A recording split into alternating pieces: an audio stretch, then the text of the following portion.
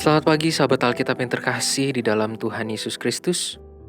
Marilah kita mengawali hari ini dengan melakukan perenungan akan firman Tuhan. Bacaan Alkitab kita pada pagi hari ini berasal dari kitab Mazmur pasal yang ke-35, ayatnya yang pertama sampai ayatnya yang ke-6. Dari Daud. Berbantahlah Tuhan melawan orang yang berbantah dengan aku. Berperanglah melawan orang yang berperang melawan aku. Peganglah perisai dan utar-utar, bangunlah menolong aku. Cabutlah tombak dan kapak menghadapi orang-orang yang mengejar aku. Katakanlah kepada jiwaku, akulah keselamatanmu. Biarlah mendapat malu dan kena noda orang-orang yang ingin mencabut nyawaku. Biarlah mundur dan tersipu-sipu orang-orang yang merancang kecelakaanku.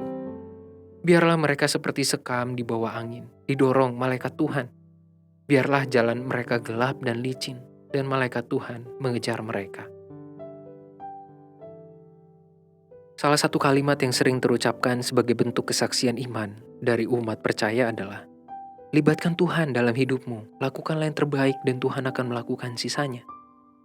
Sekilas kalimat ini memang memiliki intensi menekankan tentang peranan Tuhan dalam hidup seseorang yang mengandalkannya.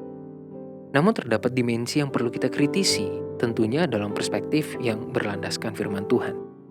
Secara khusus, kita akan merangkai ulang kalimat itu sebagai sebuah kesaksian iman berdasarkan Mazmur pasal 35 ayat 1-6. Keenam ayat ini dapat kita pilah menjadi dua bagian. Pertama adalah ayat 1 sampai ayat 3 yang menekankan tindakan Tuhan, dan kedua adalah ayat 4 sampai ayat 6 yang menekankan dampak dari tindakan tersebut. Namun, inti dari keseluruhan ayat ini menjadi sebuah bentuk kesaksian iman dari pemazmur bahwa Tuhanlah yang bertindak banyak dalam kehidupannya. Kesaksian ini menjadi sangat esensial bagi pribadi Daud ketika membuat mazmurnya, mengingat konteks kehidupannya banyak diisi dengan persoalan-persoalan politik dan kekuasaan militer yang membuat dia memiliki banyak musuh. Bahkan, pada mazmur sebelumnya kita sudah melihat kesaksian imannya ketika ia harus berpura-pura gila karena merasa terhimpit oleh lawan yang ada di sana-sini. Di tengah situasi kondisi hidup yang seperti itulah, Daud berlindung kepada Tuhan dan mengimani bahwa Tuhanlah yang memberikan perlindungan. Tuhanlah yang berperang melawan musuh-musuhnya. Tuhanlah yang bekerja untuk mengangkat tombak dan perisai, sedangkan Daud ada di belakang itu semua. Melalui bahasa-bahasa simbol yang Daud gunakan dalam mazmur ini, sudah cukup mengantarkan kita kepada kesimpulan bahwa baginya, Tuhanlah yang bertindak yang terbaik untuk hidupnya. Tuhan bukan sekedar melakukan sisa-sisa dalam kehidupan Daud, melainkan sebaliknya, Dialah yang bekerja paling banyak di dalam kehidupan Daud. Tuhan bukanlah pihak asing yang secara tiba-tiba bisa kita persilakan untuk terlibat dalam jalannya hidup kita.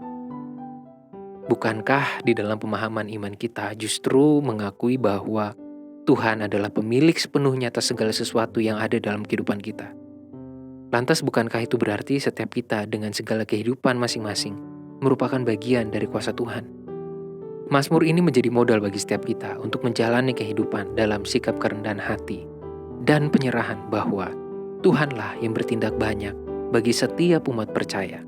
Dan marilah kita datang untuk mengandalkan Tuhan serta merasakan segala tindakannya. Marilah kita berdoa. Tuhan, terima kasih untuk semua tindakan Tuhan, untuk semua berkat, untuk semua aksi yang sudah Tuhan lakukan dalam kehidupan kami. Yang semestinya menunjukkan kepada kami bahwa hidup kami sepenuhnya bergantung kepadamu dan kami hanya melakukan sisa-sisa dari apa yang Tuhan lakukan untuk kehidupan kami. Dan biarlah kami mampu mengutarakan dan melakukan secara optimal kesempatan hidup ini bersama dengan Tuhan. Hanya di dalam nama Tuhan kami Yesus Kristus kami berdoa dan menjalani kehidupan kami. Amin.